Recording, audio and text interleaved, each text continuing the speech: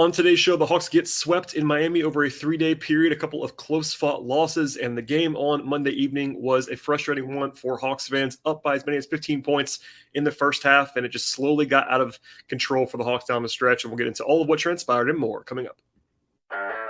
You are Locked On Hawks, your daily Atlanta Hawks podcast, part of the Locked On Podcast Network, your team every day.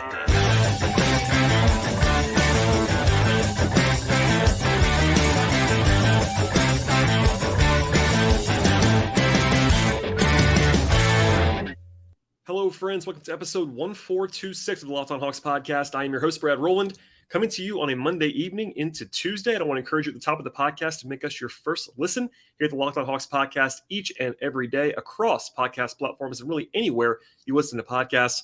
We can be found at Apple Podcasts or Spotify or Stitcher, and we are also on video over at YouTube. And today's show, we'll break down what became a 130-128 loss for the Hawks down in Miami. A backbreaker for the Hawks in a lot of ways, a frustrating loss for sure. Atlanta was up by 15 points in the first quarter of this game after an offensive bonanza, quite honestly, we'll come back to later on. Because it was a rematch from Saturday, it was also a sweep in Miami over 3 days, and I talked about that game as well on this same podcast feed. But with this loss, the Hawks are now 32-33 again, below 500, and also importantly, kind of a double loss, or at least a loss and a half, because Miami is a direct competitor in the playoff race, as well as this fact this also decides the season series in favor of Miami. So the Hawks now have to pass the Heat in the standings by a full game versus actually, winning the tiebreaker and having that be a tie situation over 82 games. So certainly more than a typical loss in terms of one out of 82. I am always one that kind of drives home the fact that you don't want to overreact to any single result. And big picture, the Hawks are actually playing better basketball. It may not feel that way, obviously, with their results in recent days, but there have been a lot of encouraging trends. But obviously, the Quinn Snyder era was not going to turn things over overnight. I know some fans maybe hope for that, and it was at least plausible. But I think a lot of good trends overall. But we'll get into the game now and sort of how this one should be received in the big picture. And we'll discuss the offense for sure. It was quite good in this game because the game went the wrong way. And honestly, if you're choosing which side of the floor to be more upset about in this one, it had to be the defense. So they allow a 134 defensive rating to the Heat in this game, and Miami came into the night with a bottom 5 offense in the NBA. I will say, to be charitable, the Heat are better than that, especially when they play small, and like they did in this game. Kevin Love was out, so they actually played basically small ball the entire game. Jimmy Butler at the 4, more shooting with Max Strus and Duncan Robinson, etc. So they're better on offense with that group for sure. It doesn't change the reality, though. The Hawks gave up too many points, too much efficiency, and while some of that is a hat tip to Miami, the Hawks did not play great defensively in this game. The big swing of the night, if I had to choose just one thing, was three-point variance. And now that's a very obvious thing to look at, but it also is important. Miami was 16 of 29 from 3. That's 55%. Not huge volume, but making 16 of them, that's a lot of points at three-point line. The Hawks were 9 of 29. So they lost three-point line by 7 makes. Same amount of attempts. Hawks made 7 fewer shots. That's minus 21 from 3. And by the way, that included the Hawks making 2 threes in the final 4 seconds of the game when it was basically already decided. So at that point, the Hawks were actually minus 27 from 3 in the competitive portion of the contest. So clearly there was some variance there. Cody Martin, Victor Oladipo, Duncan Robinson all made shots at a high level. The Hawks didn't have a terrible shooting night, but it certainly wasn't good from 3. And that's been a theme this year for the Hawks, just not making enough shots from three-point range. The Hawks actually did win the glass defensively and did a good job in the turnover battle overall. But the other big factor, in addition to three-point shooting, was the free throw line. And this is a controversial topic always when it comes to officiating and whistles and free throws. But the Heat were 32 of 37 from the line in this game. I am not one to dwell on officiating too much. In fact, I try not to really much at all unless it's glaring to me. But the Hawks did not get a friendly whistle in this game. Granted, you expect that on some level down in Miami or really any hostile environment. But, and look, part of that was the Hawks did overfoul. They were pretty aggressive in this game, but Miami took 14 more free throws than the Hawks did in this one and shot also much better. Now, that's more controllable, and the Hawks only were 17 of 23. So the Hawks actually missed more attempts than the Heat did, despite Miami taking 14 more. That's actually something you can control. Whereas Miami made all their shots, credit to them, but also took a lot of them. And my pal Glenn Willis, who, by the way, posted a great video over at my Patreon, which is patreon.com/BTRowland on Sunday into Monday. He pointed out after the game, it was actually a good point, I thought, that Quinn Snyder's approach seems to be more aggressive defensively. They're asking them to be a little bit more hands-on and more sort of in-your-face defensively. That's probably a good thing for this roster in my mind, but the Hawks have kind of predicated themselves on not fouling and not getting a lot of free throw attempts allowed. In fact, they're top 10 in the league in opponent free throw rate this year, and that probably will not hold with this current approach. So some unfriendly whistles for sure. Ended up being a huge swing in the game, honestly. And it's just one of those games that maybe the Hawks will be sending the tape into the league with some frustration about how the game was called. And I'm sure that Glenn and Kevin Chouinard and others have been posting clips about this game. There were some bad calls in favor of the Heat in this one. A couple off the top of my head that we'll come back to later on. Collins had one or two. Conway had a couple. Jalen Johnson had 5 fouls in a hurry. I think only maybe 3 of them were with a right call, et cetera. So some unfortunate stuff there. But, also just kind of a two-way street, and that ended up being big. So if you're trying to look at 2 numbers that sort of decided this game, I would say 3-point variance and free throw attempts, and both of those went to Miami in stark fashion. Again, I don't think the Hawks played that poorly on defense, but they didn't play well either. And given how insane the offense was for the Hawks in that first quarter, honestly, the Hawks should have probably been up by more than they were. It was 15 points at one point was their largest lead. But given just how crazy the offense was, it probably should have been 20 plus. But even then, I kind of noted quietly on Twitter that they were giving up a lot of points, and that ended up being the case throughout this contest. We'll get into the offense now briefly before we come back to this sort of how this game unfolded. But Atlanta was quite good on offense. No question about that. The Heat are a good defensive team. They're not as good when they play small, but they're well coached. Bam is great. Jimmy's great, etc. And the Hawks ended up with about a 133 offensive rating in this game. That is an excellent figure in any context against any opponent, much less on the road against Miami. By my count, though, that was only, I say only because that's still a pretty good number, only 118 in the final 3 quarters. Now, that would have been good enough to win a lot of games this year and would have been very good against Miami's defense overall. But we'll talk about it more later. The offense, though, in the first quarter was just preposterously good, like impossibly, unsustainably good. But the full game numbers were still pretty strong for the Hawks. 70 points in the paint for Atlanta. They shot 67% on twos. That's an excellent number. 28 assists, 11 turnovers. Awesome numbers there. 17 second chance points. That's a very good figure. Good balance as well. It wasn't like just one guy went crazy. It's 7 guys in double figures. 4 guys had at least 17 points for the Hawks. They got bounce backs from Trae Young and John Collins on offense in this game. And also DeJounte Murray was much better as well. So after some bad performances from Trae and DeJounte and John offensively in the game on Saturday, all 3 of those guys were better. There was no one that was just like notably terrible on offense in this game. It's just the Hawks didn't have quite enough juice to go over the line. And there were positives again, and the numbers were really good. But after the first quarter, they were ordinary, not in a terrible way, but certainly not quite as sustainable. And that was not quite enough to get over the finish line. And look, big picture, it's 1 of 82. I do understand that on this particular night, there was more at stake. And I even said it before the game just to make sure that I got it out there. This was a game I think the Hawks needed to win to achieve their goals. Now, does that mean every door is closed? No, but they've been on the record across the board, coaching staff, players, as the 6th seed, and basically avoiding the play-in has been their goal now for a few weeks. And this is a big loss for that. Doesn't mean it's over, but certainly a head-to-head, also just getting swept down there in Miami against a team that you probably have to pass to get to the 6th seed is tough. Snyder said after the game he's pleased with the competitiveness of the Hawks team, how hard they played in this one. I agree with that. But they also had to get this one. They were 2.5-point underdogs, yes, but led for the lion's share of this one. And it's been a familiar story this year. Obviously, it's a much different team now, much different approach with this new coaching staff. But the Hawks have had a lot of blown leads that they were not able to sort of pull out of the fire. And this one goes on that column at this point. All right, we'll get into how this game sort of unfolded and how it sort of ebbed and flowed in a moment. But first, a word from our sponsors on today's show.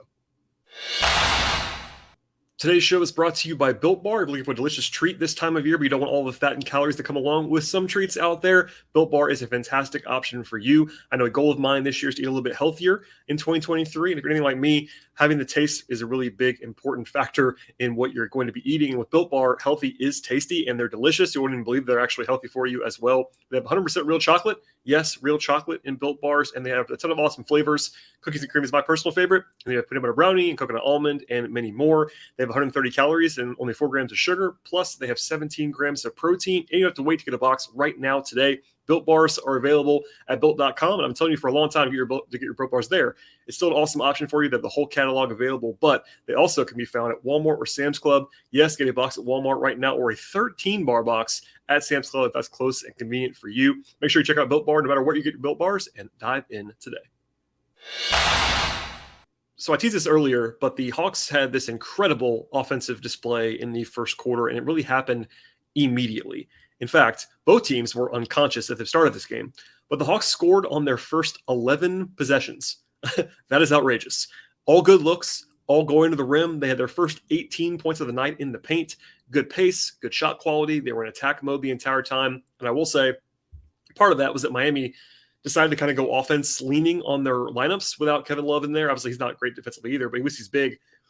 The Heat were playing a lot of Hero and Strus and Hero and Robinson and much more vulnerable, we'll say, defensive lineups. But still, the Hawks were very, very, very good out of the gate offensively. There was a 20-4 run by Atlanta to go by 15 points mid-quarter. They shot 83% from the floor in the first 9 minutes with one turnover. That's just basically perfect offense. And yeah, they were always going to cool off a little bit, but it was crazy. They actually did a mass substitution. 3 guys came in before the Hawks had a single empty possession on offense. Just ridiculous stuff that you never, ever see. Typical rotation actually for the last 3 games for the Hawks, just for the record there. Jalen Johnson has been in there over AJ Griffin. We'll see if that changes at some point. Maybe it'll change against the Washington series that's coming up later this week, but it's been Jalen. Jalen had a rougher game in this one than he has previously, made that sort of the changing of the guard there, but no surprises on the rotation line of the 9 guys who appeared. Finally missed some shots late, including Trae misses some free throws, but then Saddiq Bey got hot at the end of the first quarter. He had 3 threes in like a 3-minute period, and the Hawks were by 13 points at the end of the first quarter. And again, just an absurd quarter of offense. 43 points on 24 possessions. That's 179 offensive rating. Just ludicrous. Just for some reference here, a new season high for the Hawks in a first quarter. The second most they've scored in a quarter this entire season was 43 points. Also, the most points Miami has allowed in any quarter to any opponent this year. So that all speaks for itself. Just a crazy performance there. They shot 76% from the floor, 4 of 8 from 3, had 22 points in the paint, had 11 assists as a season high for a quarter, 1 turnover.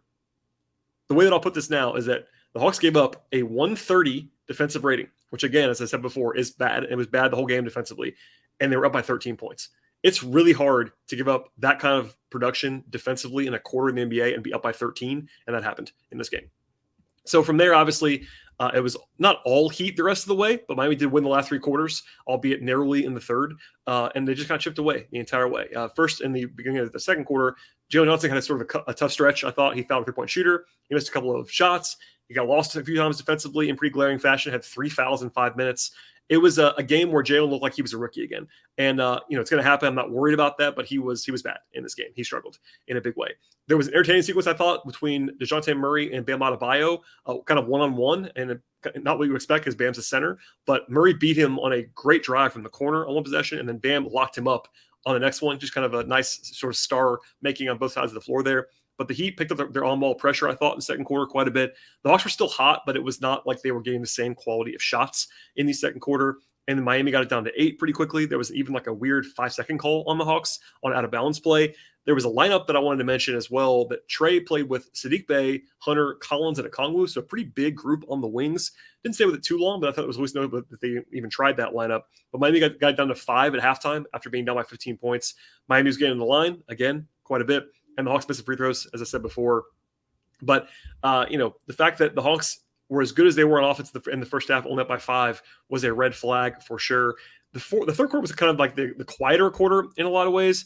I thought it was actually a good coaching moment early in the third. John Collins, who had been out of sorts the last week and a half, basically, but really struggling, he got his 4th foul early in the third, and they could have pulled him. I think most coaches would have pulled him at that point in time. They didn't do that, but it made sense if you think about it. Like, I'm usually against the auto bench practice of taking guys out with fouls most of the time. But because Collins is not going to be playing 35 minutes a game with his current alignment with Saddiq Bey and how he's playing, so there's no reason to panic about his minutes. And then after that, Collins scored 7 points in about 4 minutes, and that was a good coaching moment, I thought there. Miami had their one big run of that quarter. It was like a 9-2 in the middle of the quarter with, I would say, some bad officiating along the way. As I said before, there was a terrible non-call on a foul that should have been called on Jimmy Butler, in which my pal Bob Rothman lost his mind on the broadcast in rightful fashion. And then Hunter thought he got fouled as well with a no call made on the floor. The Heat actually tied it briefly late in the third. They never lost the lead, but the Hawks stopped making threes, which is a big part of the second half of this game. They were 1 of 11 from 3 in the third quarter, and that continued, I would say, after a good start. It was rough from 3 until the final 4 seconds of the fourth quarter. The big run by Miami that kind of put them over the top in some respects was a 12-4 run early in the fourth, giving them the lead for the first time since it was 11-10 in favor of the Hawks early on. Oladipo had a good quarter for Miami. They brought Trae back in earlier than usual. That was the right decision because they were really struggling without him. Both offenses got going in a big way in the middle of the fourth quarter, trading baskets like 3 or 4 possessions in a row on both sides. But just Trae had 7 points in a row. Miami was scoring back. They did try to steal a few possessions with Bey at the 3 defensively. That did not work at all. He couldn't stay with Duncan Robinson off the screens. It's something to sort of monitor for the future there. But then they tied it with 5:45 to go into a timeout. Then the Hawks had this disastrous about 75-second stretch in between timeouts. They came back with Hunter and gave Murray a quick rest. They gave up 2 threes in a row to Miami, including one after Miami got back-to-back offensive rebounds, just a killer sequence. And then Hunter had a turnover in the middle of that. So it was a -6 in about a minute, maybe a little bit more than a minute. That was tough. And then the Hawks never led again from there. Miami did sort of have some hiccups. The Hawks got it back within 3 after a big jump shot by Murray, but the offense was not great after that. Hunter took 2 bad jump shots. Murray missed one at the rim. The Hawks actually were fortunate to kind of not lose this game earlier, honestly. Tyler Hero had a wide open 3 that he usually makes to put the Heat up by 10 with like 1:40 to go. He missed it. And then Trae, to his credit, made a couple of really tough shots in a row to get them really back engaged. And then DeJounte Murray had a steal and a layup to bring the Hawks back within 3 with 47 seconds remaining. Then the Hawks got to stop. Bam was called for a travel on a shot that he actually made. But he was trying to get he got Hunter in the air trying to draw a foul, but ended up shuffling his feet. It was the right call.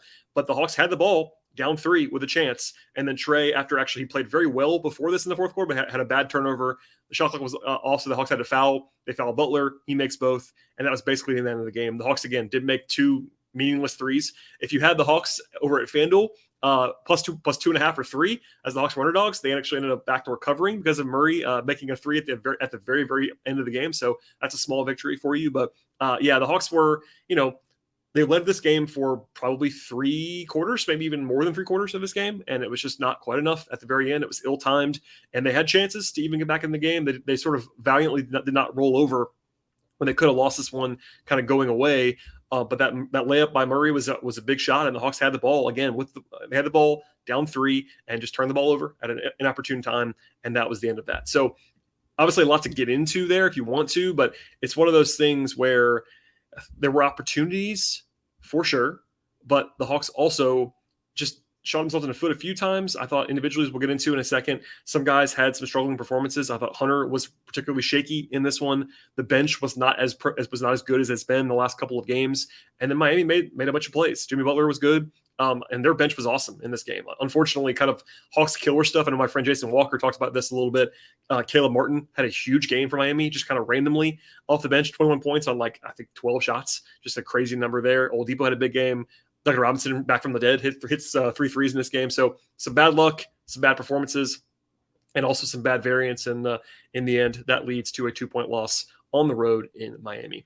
All right, we'll get into the individual player-by-player breakdowns. If you're a new listener to the podcast, what we do on the show is get into kind of what everyone did that appeared in the game positively, negatively, big picture, small picture, and all of that. But first, a word from our sponsors on the show.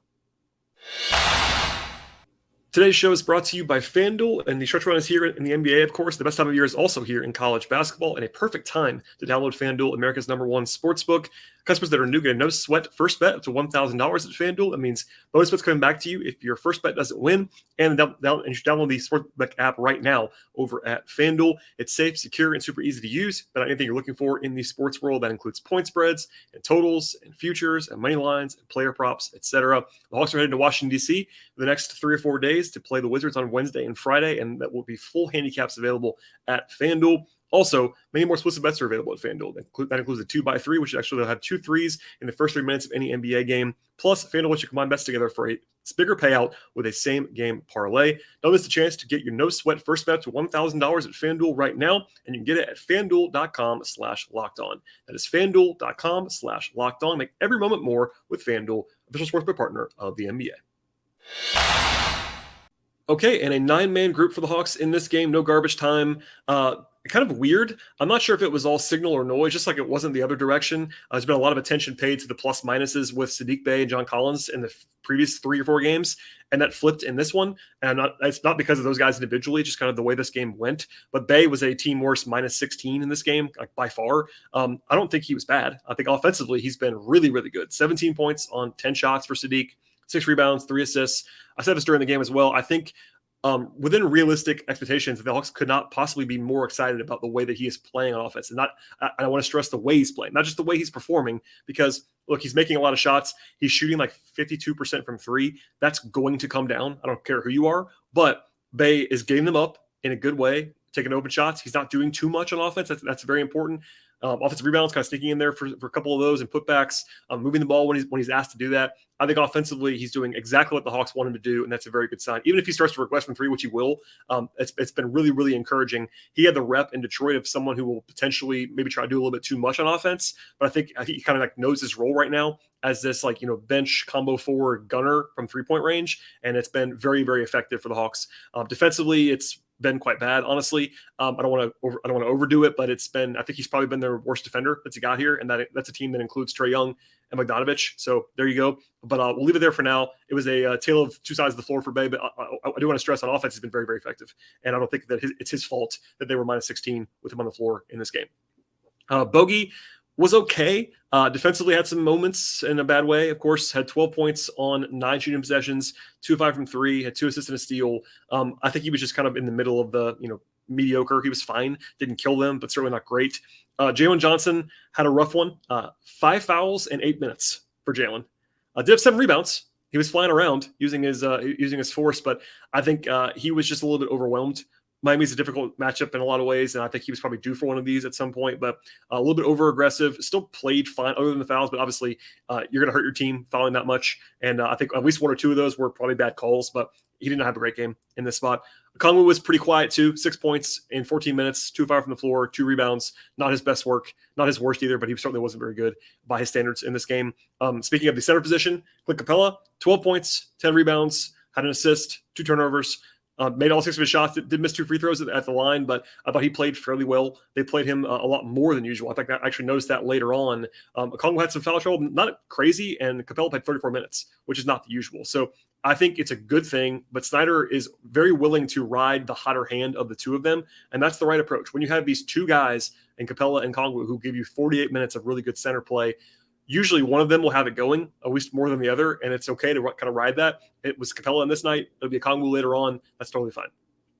DeAndre Hunter, I thought, struggled probably more than anybody on the roster in this game, and the box score looks fine. 14 points, 4 rebounds, 4 assists, 3 turnovers. A couple of those were bad. 6 of 13 from the floor. Like, he wasn't great in the box score, but not terrible. If you watched it, his processing on offense was really rough. His decision-making, his ball handling. Defensively, he had a really rough game by his standards. I think that I said this during the game as well. He's clearly the best wing/on-ball defender on the roster. And that kind of gives him a reason to be playing all the time. Even when he's not playing well, they default to having him out there, which makes sense, especially against Jimmy Butler. But he got beaten up by Butler a couple times in this game. And I thought that, Hunter, a couple of bad calls, I will say, against him, like they were for everybody else. But I thought he struggled in this one. He'll have better games than this for sure. I think in the last couple of weeks, he's not been his best either. So we'll keep an eye on that in the future. But one to forget, I think, for DeAndre for the most part. John Collins bounced back, 17 points on 11 shots. 12 shots if you include free throws. 1 of 4 from 3, but was 6 of 7 on 2s. Was much more aggressive. This is kind of the sweet middle for Collins in terms of there's the very passive side that we've seen in the last couple of games, which you don't want to see. Also, the Hawks are still not really running anything for him, but he has to kind of just force the issue with activity and cutting and just offensive rebounding, all that stuff too. The glass was not a strength for him in this game by any means, but everything else was good. Defensively, I thought he played well, and offensively, his best game in a little bit. So, by the way, 20 minutes again for Collins. He still had foul trouble in this game as well, but they're not afraid to play Saddiq Bey more than him. That's okay with me. I think Collins still has value. There's been this whole discussion online and offline about, whether Collins is quote unquote unplayable or no, that he's just like terrible stuff. That's all very silly. He's obviously not terrible nor unplayable, but the Hawks are still, they have options. They have Jalen Johnson, they have Sadiq Bey. Those guys can play when they have it going. Collins was a positive, like very clearly in this game, not only in the plus minus, but just generally speaking as a contributor in this spot. So a nice encouraging game for him on offense for sure. And then Young and Murray were much better in this game than they were on Saturday. Obviously, I talked about it a lot on that show after the game, but it was basically impossible, or at least close to it, for the Hawks to win in Miami with the way that DeJounte and Trae played on offense in that game on Saturday. And tonight, they weren't their absolute best selves, but they were both much better and totally solid. Murray had 23 points on 19 shots. Not great from three, but was, I believe, 9 of 13 on twos, 8 assists, 2 steals, no turnovers for DeJounte is very, very nice as well. A couple of big plays late. And then Trae, again, same thing. He wasn't fantastic, but 25 points on 21 shooting possessions, 7 assists. Defensively, he got a lot of praise from Quinn Snyder after the game, and I think rightfully so. We talked about that even on Saturday when I wanted to make sure to say, like, look, Trae was really bad on offense on Saturday. He was quite good on defense. And on this game, he wasn't as good as that, but he certainly contributed. He played hard, and I think Snyder said that he's taking pride on that end of the floor more. The hope is that it's not just like a new coach bump for Trae, and this is actually a new baseline. We will see on that, but certainly in the last couple of weeks, he's been good defensively, his best defensive stretch of his career, I would say. So that's encouraging. And I think that, aside from that late turnover, he had a good game in the fourth quarter as well, a couple of big shots to keep them right there engaged. And, Trae still has a kryptonite of sorts with Miami, but this is one step against getting away from that, because obviously he's been okay against Miami at times in the past. It's just the last year he's really struggled, but this is one of his better games against the Heat in a while, and 25.7 assists and fairly good efficiency is a pretty strong performance. And again, it was the offense that was fine in this game and the defense that really wasn't for Atlanta. Okay. From here, we'll get out of here now, but as I am recording this podcast deep into the night, Toronto and Denver are literally in a tie game in the fourth quarter. So I'm not going to wait and vamp, but there's actually a swing point we'll come back to in a second on that. No matter what, the Hawks at this moment on Monday evening are now 4.5 games back of the Nets for the 6th seed. They're 2.5 games behind Miami for the 7th seed. And again, Miami now has the tiebreaker over the Hawks given the season series. So they can't just tie there. And that means the Hawks are effectively 3.5 games behind Miami at this point. Toronto is playing well recently. If they win against Denver tonight, they would actually pass the Hawks in the standings and put the Hawks down to 9th. If the Raptors lose that close game that I'm trying to monitor as I'm talking right now, the Hawks would be a half game ahead of Toronto, but no matter what, they're right there with Toronto in that 8-9 matchup. So they are much closer to 9 than they are to 6 or 7 at this moment. And then also the team that's 10th in the standings is the Wizards. So the Hawks go to Washington for the next 2 games on Wednesday and Friday. They have these back-to-back series on a 4-game road trip. This time around, no back-to-backs to start this back-to-back series. But actually, the Hawks should benefit because Washington actually plays on Tuesday in Detroit. So the Hawks will actually have a rest advantage despite having to go on the road to Washington. And look, they lost a close game, the back-and-forth game to the Wizards last week at home. And I'm sure they'll have some revenge on their minds. I believe the Hawks are better than the Wizards, but certainly nothing is assured on the road. I think if you're the Hawks, you got to get greedy now. What you didn't want to have to happen was get swept in Miami, but now you kind of need to sweep this series in Washington. 1-1 means a 1-3 road trip, and then the Celtics be looming on Saturday. So that'll be tough for the Hawks for sure. So I'm not sure if I'll have a podcast between now and Wednesday, so I'll just say this now. Hawks Wizards Wednesday with Washington having a rest disadvantage is a spot where the Hawks just need to win to have their actual goals met this season. Kind of similar to tonight's game, but I would say an easier matchup in a lot of different ways. I think Miami's better than Washington, also rest advantage and all that stuff. So circle that one, and we'll come back to it at the very least after the game on Wednesday. That's all I have for tonight's game. Unfortunate, obviously, for the Hawks, but they'll have some time. I will say still 17 games remaining. It's getting pretty late in the calendar, and the Hawks are going to have to close, I think, to avoid the play-in, 12-5, something's pretty impressive to get that 6 seed at this point. It's more likely now, honestly, to just angle for that to get in the 7-8 matchup, because that allows you to not have to be in a one and done scenario in the play-in. So we'll have more on that in the future, but that's what happens when you stack losses, and it's not Quinn Snyder's fault, but when you lose games in the first 60, they do come back to bite you at the end of the schedule.